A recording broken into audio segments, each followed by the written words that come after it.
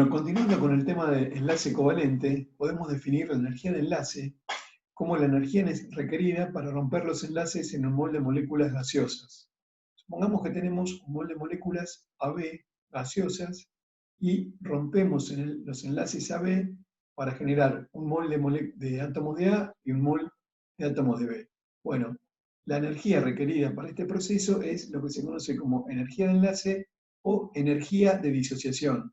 Fíjense que va a ser un valor positivo porque se requiere energía para romper justamente los enlaces covalentes formados entre los átomos de A y de B. En esta definición de energía de enlace se basa la escala de electronegatividades de Pauling. ¿Cómo se obtiene la escala de electronegatividades de Pauling? Bueno, se obtiene de la siguiente manera. Se puede calcular una energía de disociación o energía de enlace para un enlace AB a partir de las energías de disociación de las moléculas diatómicas A2 y B2, promediándolas. En vez de hacer una media aritmética, que sería sumar estos dos valores y dividirlos por 2, lo que se hace es una media geométrica, es decir, se multiplican los valores y se saca la raíz cuadrada del resultado. Entonces se puede calcular una diferencia delta entre el valor de la energía de disociación experimental, que la tenemos que tener como dato, ya lo vamos a ver en un problema, y la energía de disociación calculada para la molécula B a partir de las energías de disociación de la molécula diatómica A2 y B2. Una vez que tenemos esto, lo que plantea Pauling, es que la diferencia de electronegatividades entre los átomos de A y de B, bueno, están relacionadas con este valor de delta, que vimos recién cómo se calculaba, la raíz cuadrada de ese valor de delta multiplicado por una constante que es 0,102. Entonces, si se asigna arbitrariamente el valor de electronegatividad 4 para el flúor, bueno, podrían determinarse las electronegatividades de los otros átomos de la tabla periódica a partir de un cálculo como el que explicamos recién y como vamos a ver en un ejemplo en la diapositiva siguiente. Bueno, acá tenemos un problema que nos pide que calculemos la electronegatividad del hidrógeno a partir de los siguientes datos. Nos dan como dato la energía de disociación o energía de enlace de la molécula de fluoruro de hidrógeno, que es 565 kJ por mol. También tenemos como dato la energía de disociación de la molécula de flúor, 157 kJ por mol, y de la de hidrógeno, que es 436 kJ por mol. Bueno, entonces podemos calcular con la fórmula que vimos anteriormente si la energía de disociación de la molécula B, en este caso sería la de fluoruro de hidrógeno, calculada, sería esta media geométrica entre la energía de disociación o energía de enlace de la molécula de flúor y el valor correspondiente para el hidrógeno. Entonces hacemos la cuenta considerando el dato que tenemos en el problema, que es 157 kJ por mol para la energía de disociación del flúor y 436 kJ por mol para la energía de disociación del hidrógeno.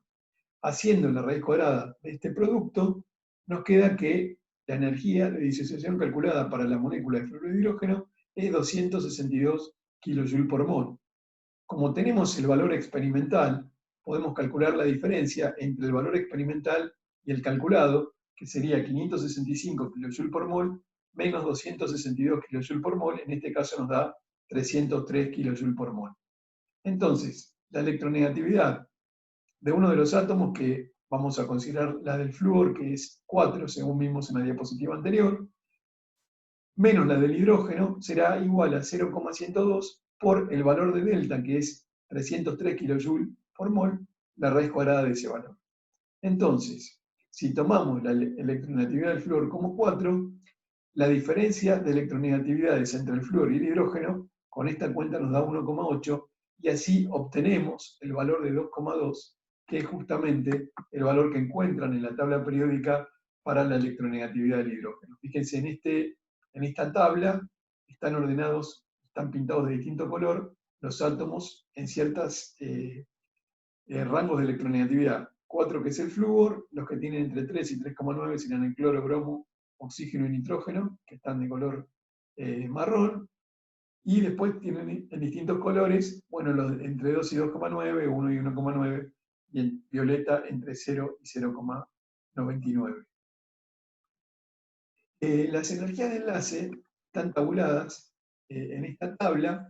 Y si se fijan, por ejemplo, para energía de enlace carbono-carbono con enlace simple, con enlace doble, y carbono con enlace triple, lo que se ve es, como es de esperar, que a medida que aumenta la cantidad de pares de electrones compartidos, aumenta la energía de enlace. Y además disminuye la distancia de separación entre los dos átomos que forman el enlace. Por ejemplo, para el enlace carbono-carbono simple es de 154 picómetros, para el doble 134 picómetros y para el triple, donde el enlace es más fuerte y una energía de disociación mayor, es más pequeña la distancia de 121 picómetros. Bueno, en realidad ningún enlace es completamente iónico o completamente covalente. Estos son modelos extremos y que un enlace se puede explicar mejor con el modelo iónico o con el modelo covalente tiene que ver con la diferencia de electronegatividad entre los átomos que forman ese enlace. Bueno, entonces podemos decir que se puede usar a la electronegatividad para predecir si una unión es predominantemente iónica o predominantemente covalente. Entonces supongamos que tenemos un compuesto AB, si la diferencia de electronegatividades, acá la tomamos en valor absoluto porque lo que importa es en cuánto difiere una respecto de la otra, es mayor o igual a 1,7, diremos que el enlace es predominantemente iónico. Si está entre 0,4 y 1,7, decimos que es un enlace covalente polar, y si es menor que 0,4, el enlace será covalente no polar. ¿A qué nos referimos cuando hablamos de la polaridad de un enlace? Bueno, cuando tenemos una molécula compuesta, por ejemplo, por átomos distintos, habrá una diferencia de electronegatividad entre los dos átomos que forman parte de la molécula. Por ejemplo, supongamos la molécula de fluoruro de hidrógeno, como el flúor es más electronegativo que el hidrógeno, tendrá más tendencia a atraer el par de electrones compartidos que la que tiene el hidrógeno. Por lo tanto, el flúor, al tener más tendencia a atraer ese par de electrones compartidos, adquiere una carga negativa y el hidrógeno quedará cargado positivamente respecto de ese átomo de flúor cargado negativamente. Entonces, cuando uno tiene dos cargas, una positiva y una negativa, de igual valor absoluto, que están separadas por una cierta distancia, se dice que uno tiene un dipolo. Ese dipolo se caracteriza por un momento dipolar, que en realidad es una magnitud vectorial, cuyo módulo se calcula como el producto de la carga, acá sería el valor absoluto de la carga, dijimos que eran las dos iguales, una negativa y una positiva, multiplicada por la distancia de separación, que sería R, entre los dos átomos que forman el enlace. Fíjense que acá está marcado con un vector, porque en realidad es una magnitud vectorial, y como convención se utiliza una flecha que apunta hacia la carga negativa. Ya vamos a ver en la clase próxima cómo podemos predecir el momento dipolar de moléculas con geometrías, moléculas, por ejemplo, poliatómicas, conociendo su geometría. Por ahora, lo que podemos decir es que si las moléculas son diatómicas homonucleares, quiere decir que los dos átomos que están formando parte de la molécula son iguales, por ejemplo, hidrógeno, oxígeno, flúor, H2 o 2, F2, bueno, en ese caso no van a tener momento dipolar. ¿Por qué? Porque ninguno de los dos átomos va a tener más tendencia que el otro a atraer el par de electrones compartidos. Entonces, sería, como no tienen momento dipolar, son moléculas que no son no polares. ¿Sí? En cambio, si tenemos moléculas diatómicas heteronucleares, es decir, con dos átomos distintos formando parte de la molécula, como fluoruro de hidrógeno, monóxido de carbono o monóxido de nitrógeno, estas van a poseer momento dipolar y se dice que son moléculas polares. Bueno, acá tenemos un ejemplo relacionado con lo que habíamos visto hace un momentito, cómo la diferencia de electronegatividad nos afectaba el carácter iónico o covalente de un enlace. Bueno, en este caso tenemos una serie de compuestos, fíjense que son todos compuestos formados por cloro con elementos del periodo 3 de la tabla periódica, y nos vamos moviendo, digamos, a medida que en la tabla nos movemos hacia abajo, estaríamos moviéndonos hacia la derecha de la tabla periódica en el periodo 3. La última sustancia es el cloro, digamos. Fíjense que en todos los otros casos uno de los elementos es el cloro, y acá al final tenemos la molécula diatómica de cloro. Entonces serían todos los compuestos que forman cloro con elementos del periodo 3 de la tabla periódica. Cuanto más a la izquierda esté el elemento, por ejemplo, el sodio es un metal alcalino, bueno, mayor va a ser la diferencia de electronegatividad entre el cloro y ese elemento. Si nos fijamos, la diferencia de electronegatividad va bajando hasta llegar a cero en la molécula de cloro, en el compuesto, la sustancia cloro, ¿sí?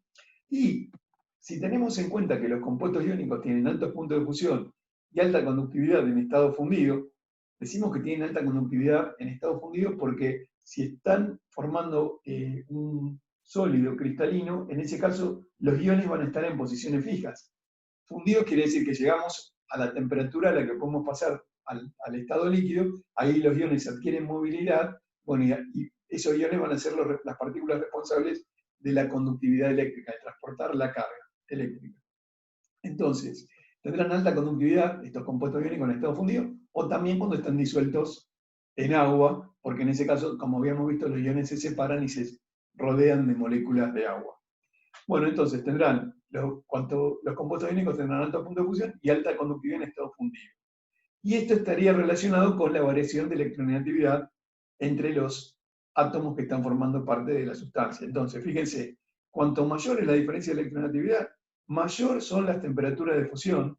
Por ejemplo, para el cloruro de sodio, la temperatura de fusión es de 800 grados Celsius, pero por ejemplo, para otras, como el cloruro de aluminio, 200, y va bajando a medida que la diferencia de electronegatividad entre el cloro y el otro elemento va bajando. Y lo mismo ocurre con la conductividad. El cloruro de sodio, el cloruro de magnesio, el cloruro de aluminio, ya tienen alguna conductividad, y en los otros quizás son compuestos marcadamente con carácter covalente. Bueno, en ese caso no va a haber conductividad eléctrica. En realidad los enlaces iónicos, o sea, nunca una sustancia tiene un enlace que es 100% iónico, sino que va a tener un porcentaje de carácter covalente ese enlace. Bueno, entonces, ¿en qué magnitud, en qué propiedad nos podemos fijar que esté afectando digamos, que esté produciendo una disminución del carácter iónico del enlace? Bueno, consideremos la polarizabilidad. La polarizabilidad es la tendencia de la nube electrónica a deformarse debido a fuerzas electrostáticas externas. Consideremos un catión, que en este caso está representado en amarillo, y un anión que está representado de color verde. Bueno, por lo que habíamos visto anteriormente de los radios iónicos, es lógico que uno espere que los cationes tengan un radio menor al de los aniones, ¿no es cierto? Como está representado aquí. Bueno, cuanto mayor sea la carga de este catión y menor su radio, eso quiere decir que está concentrando en un volumen pequeño una carga positiva alta, ¿sí? Ese catión va a tener mayor tendencia a deformar la nube electrónica del anión. Fíjense acá, esta parte que está pintada en color azul en la diapositiva estaría indicando la nube electrónica del anión distorsionada, ¿sí? Si se distorsiona la nube electrónica aproximándose al catión, quiere decir que de alguna manera estaría aumentando el porcentaje de carácter covalente del enlace. Entonces, cuanto mayor sea la carga y menor el radio de los cationes serán más polarizantes. ¿Qué quiere decir? Que pueden con mayor facilidad deformar la nube electrónica del anión. Y entonces aumentaría el carácter covalente del enlace, porque justamente esto estaría favoreciendo a un aumento de la densidad electrónica en la zona intermedia entre el catión y el anión, como si se formara un enlace covalente. Y para los aniones, cuanto más voluminosos sean, bueno, si son muy voluminosos quiere decir que el núcleo va a tener a los electrones muy alejados y por lo tanto no lo va a traer con tanta fuerza. Entonces los aniones serían más polarizables, es decir, su nube electrónica se deformaría más fácilmente y por lo tanto esto también favorecería el carácter covalente del enlace.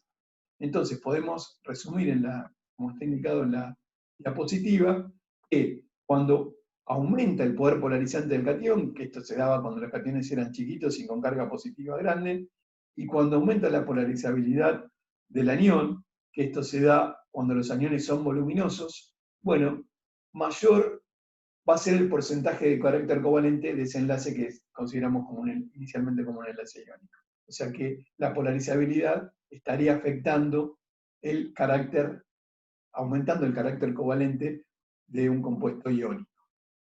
Bueno, hay algo que no habíamos visto con las estructuras de Lewis que lo vamos a retomar ahora. En algunos casos es posible describir más de una estructura de Lewis posible. Por ejemplo, consideremos el anión nitrato. El anión nitrato tiene, vamos a contar, ¿se acuerdan que habíamos quedado en que primero teníamos que contar el número de electrones de valencia? El nitrógeno de grupo 5 o 15 tiene 5 electrones de valencia, los oxígenos tienen 6, entonces en total tenemos 5 electrones de valencia del nitrógeno, 6 por 3, 18 del oxígeno, y como hay una carga negativa, tengo que sumar un electrón de valencia más, en total tengo 24 electrones de valencia, es decir que tengo 12 pares. ¿Sí? Bueno, si tengo 12 pares, uno podría decir, bueno, puedo hacer un enlace simple, nitrógeno-oxígeno con cada uno de los 3 oxígenos, y que cada oxígeno me quede con 6 electrones de valencia. Ahí me daría justamente los 12 pares. Pero en ese caso el nitrógeno no completaría el octeto. Entonces, para que lo complete, lo que tengo que hacer es que uno de los enlaces nitrógeno-oxígeno sea un enlace doble, como está indicado acá. Fíjense, en este caso tengo 1, 2, 3, 4, 5, 6, 7, 8, 9, 10, 11, 12 pares de electrones de valencia. Como es un anión, le pongo el corchete y la carga fuera para indicar que se trata de un ion. ¿Sí? Bueno, pero yo podría poner en enlace doble con este oxígeno que está indicado en posición vertical en la diapositiva, con el que está a la izquierda o con el que está a la derecha. En realidad, las 3 estructuras serían equivalentes. Entonces quiere decir que estamos viendo que hay más de una forma de distribuir los electrones. Bueno, justamente se encuentra, por ejemplo, para el ion nitrato, hay una espectroscopía que es la espectroscopía infrarroja, que me permite obtener información sobre si hay en el ion nitrato enlaces de distinto tipo, enlace doble y enlace simple nitrógeno-oxígeno. Bueno, se encuentra experimentalmente que los enlaces nitrógeno-oxígeno son los 3 equivalentes. Entonces uno puede decir que en realidad estas 3 estructuras están contribuyendo a la estructura de Lewis del ion nitrato. O sea que no, la estructura de Lewis del nitrato no se puede representar ni por esta, ni por la del medio, ni por la del otro costado, sino que las 3 contribuyen a esa estructura de Lewis. Bueno, eso es lo que se entiende como resonancia. ¿Qué sería la resonancia? Sería una combinación de estructuras, esto es muy importante, con el mismo arreglo de átomos, pero diferentes arreglos de electrones.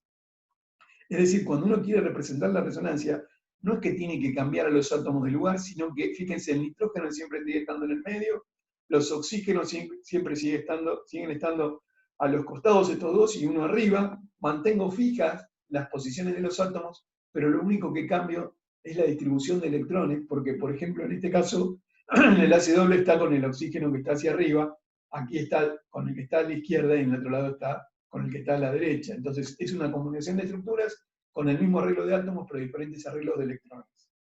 Y distribuye las características de los enlaces múltiples por toda la molécula y da como resultado una energía más baja. ¿Qué quiero decir con esto de que distribuye la característica del enlace múltiple? En realidad, lo que puedo decir es que ningún enlace, este enlace doble tendría un orden de enlace de 12, y cuando es doble, y el simple de 1. En realidad, cuando uno explica que hay 3 estructuras contribuyentes como estas, y que el ion nitrato es una combinación de estas 3 estructuras, lo que está diciendo que en realidad no hay enlaces dobles ni simples, sino que todos tendrían un orden de enlace intermedio entre 1 y 2, es decir, entre un enlace simple y un enlace doble. ¿Sí? Bueno, acá decía que da como resultado una energía más baja, es decir, que la molécula se estabiliza por disminución de la energía total. Es decir, cuando se puede presentar resonancia, las moléculas que presentan resonancia son más estables, están estabilizadas, su energía total es menor. Lo que se dice es que el ion nitrato justamente es un híbrido de resonancia, que quiere decir que es una estructura combinada de las estructuras participantes, que en este caso son 3, y el hecho de que se trata de un híbrido de resonancia se indica con estas flechas entre las distintas estructuras contribuyentes. Bueno, hay otro concepto que es muy importante en este tema del enlace covalente, ¿Qué es el concepto de las cargas formales? Estas cargas formales indican en qué medida un átomo ha ganado o perdido electrones en el proceso de formación del enlace covalente. Lo que se propone es un criterio que dice que cuanto menores son las cargas formales, o sea, digamos como que la carga estaría más uniformemente distribuida dentro de toda la molécula, en ese caso la estructura que tenga menores cargas formales va a ser la de menor energía, la más estable. ¿Cómo se calcula la carga formal? Bueno, se calcula con esta ecuación que está indicada acá, es el número de electrones de valencia del átomo libre, tendríamos que fijarnos a qué grupo de la tabla periódica pertenece el átomo con el que estamos trabajando, menos la suma de los electrones libres en la estructura que nosotros planteamos, más, dentro de lo que estamos restando, la mitad de los electrones compartidos. Bueno, vamos a ver algunos ejemplos. Por ejemplo, este problema nos dice calcular las cargas formales en el dióxido de carbono. Bueno, ¿qué tenemos que hacer? Primero tenemos que escribir la estructura de Lewis del dióxido de carbono y después tenemos que usar esta formulita que vimos anteriormente para poder calcular las cargas formales. Es decir, primero tendríamos que determinar cuántos electrones de valencia tenía cada uno de los átomos, cuántos son los electrones presentes como pares libres y cuántos los electrones compartidos para cada átomo. Y después con la fórmula tendríamos que calcular las cargas formales para cada átomo. Bueno, veamos qué pasa con esta estructura que es la que habíamos visto previamente. Fíjense, para el carbono, bueno, el número de electrones de valencia, que es esta que aparece acá, es 4, porque es del grupo 4 o 14 de la tabla periódica. En este caso, electrones libres no tiene, o sea que los libres serían 0. Los compartidos serían 2, 4, 6, 8. La mitad de los compartidos son 4. Entonces la carga formal del carbono es 0. Para el oxígeno, tendría que calcularlo como el número de electrones de valencia, 6, porque es del grupo 6 o 16 de la tabla periódica, menos la mitad de los libres son 4, más, perdón, dije la mitad no, o sea, 6 son los de valencia, menos la suma de los libres, que son 4, más la mitad de los compartidos. Los compartidos son 4 y la mitad sería 2, o sea que la carga formal es igual a 0. Bueno, tanto para este oxígeno como para el otro, porque fíjense que tiene la misma cantidad de electrones libres y compartidos. Entonces, esta sería una muy buena estructura de Lewis porque las cargas formales me dan 0 para todos los átomos que forman la molécula. Damos otro ejemplo. En este ejemplo dice, calcular las cargas formales del N2O si el oxígeno es el átomo central y después si el nitrógeno es el átomo central. Vamos a empezar con la primera estructura y después me pregunta cuál de las dos estructuras sería la más apropiada según este criterio. Bueno, habíamos dicho que era la que tuviera menores cargas formales. Bueno, vamos a empezar por la primera donde el oxígeno es el átomo central. Lo que tengo que calcular es cuántos electrones de valencia tengo. Hay dos nitrógenos, 2 por 5, 10, más 6, 16, 16 electrones de valencia, 8 pares. Bueno, la forma de hacer la estructura de manera que todos completen el octeto sería, por ejemplo, esta. Acá tenemos 2, 4, 6, 8 electrones para el nitrógeno. Para el oxígeno tenemos, bueno, un enlace doble de acá serían 4, y otro enlace doble de acá serían otros 4, son 8, y para el nitrógeno este también tenemos 8 electrones. Y si contamos 1, 2, 3, 4, 5, 6, 7, 8 pares de electrones de valencia, o sea que esta sería la estructura de Lewis que podemos plantear. Ahora, cuando hacemos las cargas formales me quedaría para el nitrógeno electrones de valencia 5, menos libres son 4, 2 y 2, 4, más la mitad de los compartidos, se comparten 4 con el oxígeno, o sea que la mitad son 2, 5 menos 6 menos 1. Si hago lo mismo para el oxígeno tiene electrones de valencia 6, libres 0, porque no tiene electrones libres, y comparte 8 con los nitrógenos, o sea que la mitad de los compartidos son 4, me queda más 2 la carga formal del oxígeno. Fíjense que siempre, siempre, siempre la suma de las cargas formales me tiene que dar la carga de la especie. O sea, si hablamos de una molécula, que es una especie que no tiene carga eléctrica, la suma de las cargas formales tiene que ser 0. Si tuviera, no sé, unión de carga positiva más 1, la suma de las cargas formales tendría que dar igual a más 1. Bien. Entonces, esta sería la primera situación, el primer inciso que decía con el oxígeno como átomo central. Hago lo mismo ahora con el nitrógeno. Bueno, fíjense que la forma de distribuir los electrones es la misma, tengo dos enlaces dobles, cada uno de los átomos de los extremos tiene dos pares de electrones libres, pero la diferencia es que ahora el central es un nitrógeno. Acá yo los pinté de distinto color porque estos dos átomos van a tener cargas formales diferentes.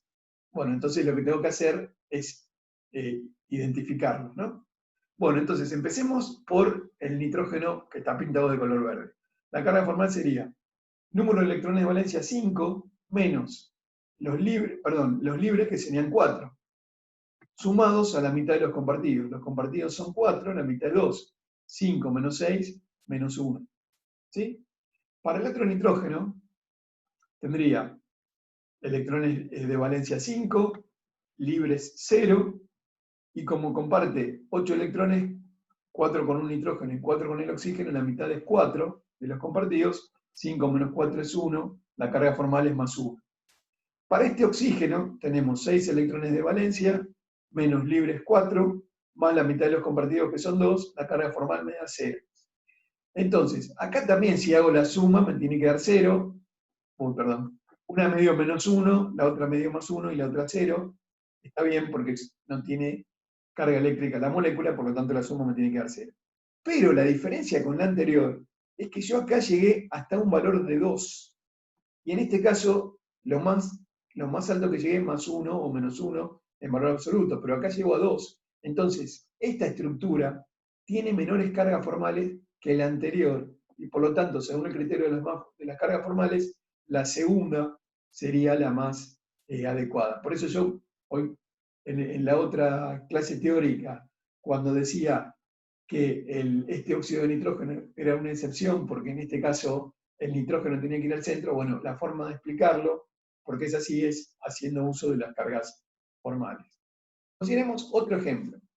Me pide ahora que calcule las cargas formales del ácido sulfúrico si no se permite la ampliación del octeto del azufre. Bueno, acá yo no lo había aclarado esto todavía, está aclarado un poquito más adelante, pero aprovecho la oportunidad para explicarle. Cuando uno tiene un elemento del periodo 3 en adelante de la tabla periódica, por la disponibilidad de electrones D, ese elemento puede ampliar el octeto, es decir, puede llegar a compartir en total más de 8, puede llegar a quedarse en la estructura de Lewis con más de 8 electrones de valencia, ampliando el octeto. Entonces, lo primero que me pide en el inciso I dice que no se permite la ampliación del octeto. Hacemos la estructura de Lewis del ácido sulfúrico como lo veníamos haciendo hasta ahora. Bueno, ¿cuántos electrones de valencia tengo? Tengo 2 de los hidrógenos, y ahora tengo el azufre y el oxígeno son todos del grupo 6, o sea que tengo 5 átomos del grupo 6, o sea que tengo 30 electrones de valencia en total, 6 por 5, 30 más 2, 32, tengo 16 pares de electrones de valencia. Acuérdense que en los oxácidos siempre decíamos que poníamos el elemento que no era ni oxígeno ni hidrógeno en el medio, rodeábamos a este elemento con oxígenos y los hidrógenos iban covalentemente unidos a los oxígenos.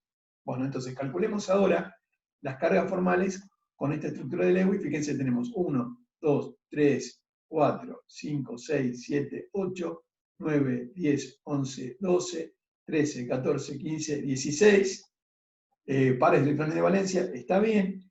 Y si se fijan, todos los átomos completan el octeto, bueno, los hidrógenos quedan con la configuración electrónica del helio.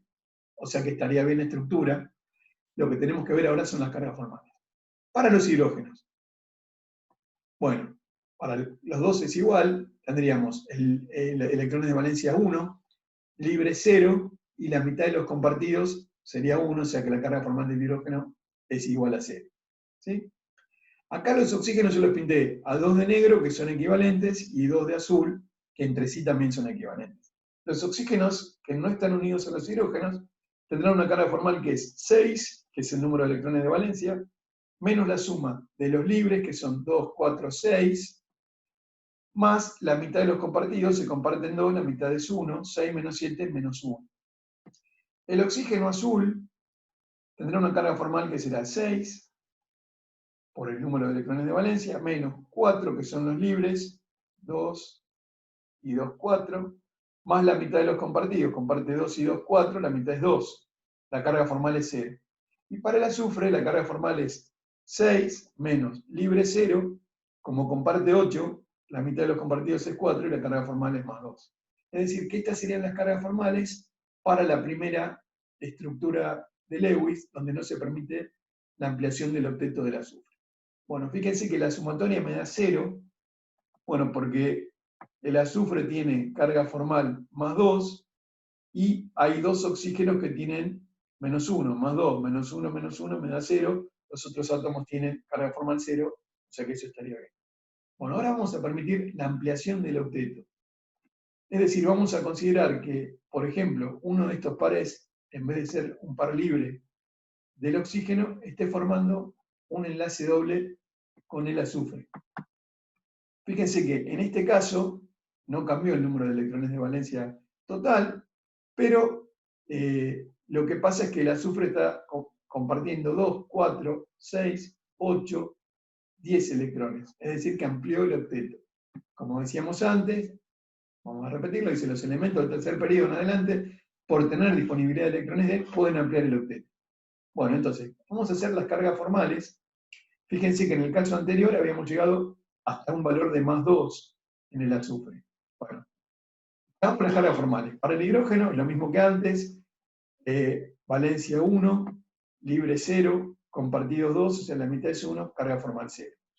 Para el oxígeno, el negro, que es este que está acá, bueno, tendríamos valencia 6, libres 4, comparte 4, o sea que la mitad de los compartidos es 2, carga formal 0.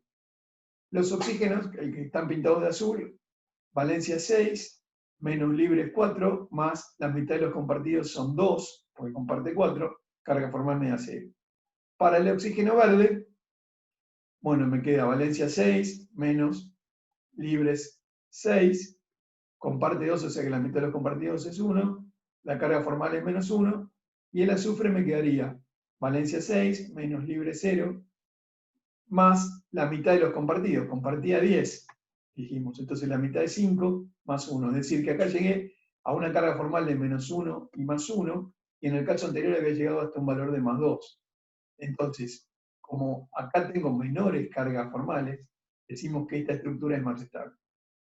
Se lo dejo como para tarea que hagan, para que hagan ustedes, pueden probar qué pasa si amplía también el octeto formando un enlace doble con el otro oxígeno, es decir, que uno de los pares que está acá como libre pase a formar un enlace doble, y fíjense qué pasa con las cargas formales en ese caso. Bueno, hay algunas excepciones a la regla del octeto, como por ejemplo los radicales.